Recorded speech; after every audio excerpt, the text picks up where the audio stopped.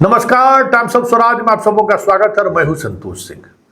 और आज हम टाइम्स ऑफ स्वराज में जो चर्चा करने जा रहे हैं, जिन विषयों पर चर्चा करने जा रहे हैं, वो विषय ये है कि इन दिनों टीचरों को लेकर बहुत तरीके की चीजें चलाई गई हैं, बहुत तरह की चीजें चल भी रही हैं।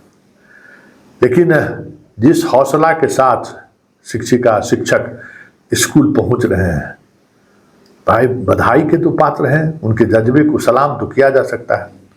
उत्तर बिहार के अधिकांश नदियों में उफान आ चुका है और नदी के पार एक दो नहीं हजारों स्कूल उत्तर बिहार में है, जहां पर बाढ़ के समय में सिवाय नाव के और कोई कनेक्टिविटी नहीं रहता है।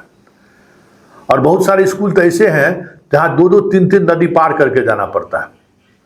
बाढ़ नहीं रहने पर लोग चचरी के पुल पर चढ़ के लोग चल जाता है, लेकिन बाढ़ की स्थिति में नाव पर दो दो नदी बीच में बांध फिर पार कर रहे हैं, फिर बांध कर रहे हैं, पार कर रहे हैं।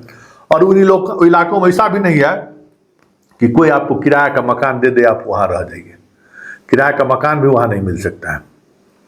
वहाँ जो लोग रहते हैं उनका जीवन यापन का जो साधन है वो पूरी तौर पर मजदूरी पर निर्भर करता है। मछली मार के, कभी सब्जी बेच के, तो वो उसके यहाँ आप किराया का मकान, अपना घर ही नहीं है तो आपको किराया का मकान क्या देगा। तो ये बहुत सारे गांव ऐसे भी हैं जहाँ स्कूल खोल दिया गया है। देखिए गांव-गांव में जो स्कूल खोलने की जो सरकार की नीति है ना, कि हर गांव में स्कूल खोल के बच्चों को हमें पढ़ाना है, उस नीति का एक प्रतिफल ये भी है कि भाई पढ़ाई जो है ना, यही समझने की बात है, पढ़ाई जो है साधना है। पढ़ाई खेल कूद नहीं है कि आप खेल कूद कर लीजिए, लेकिन उस पर भी कभी चर्चा करेंगे। लेकिन जरा देखिए, जज्बा देखिए, जान जोखिम में डालकर शिक्षक शिक्षिकाएं स्कूल जा रही हैं, पढ़ाने जा रही हैं।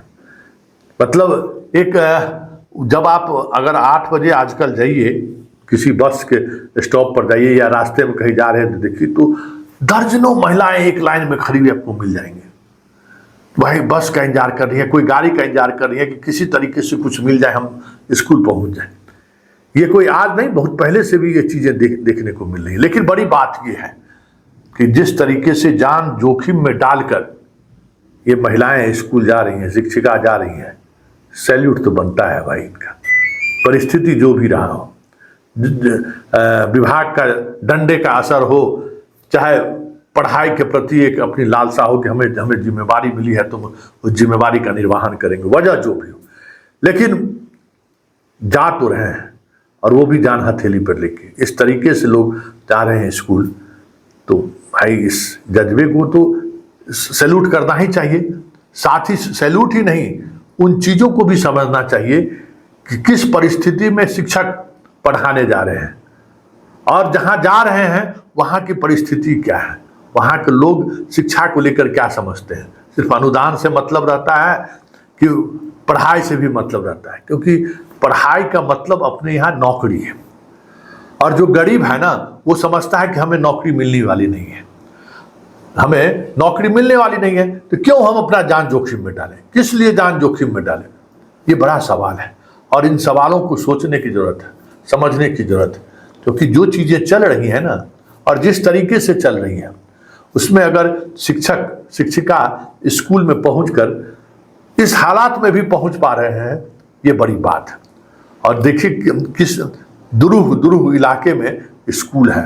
हम तो कहेंगे उन तमाम शिक्षकों को जो इस तरीके से नाव पार करके जाते हैं स्कूल, जरा वीडियो बना कर दीजिए हमें और अपनी पूरी व्यथा पूरे जिस तरीके पूरी यात्रा का एक वृत्तांत आप वीडियो में बना कर दीजिए ना। लोगों को समझ में तो आना चाहिए कि शिक्षक किस तरीके से काम करने जा रहे हैं, बच्चों को पढ़ाने जा रहे हैं। जो एक निगेटिव नैरेटिव सेट करने की कोशिश हुई है, उससे तो बाहर निकला जा सकता है।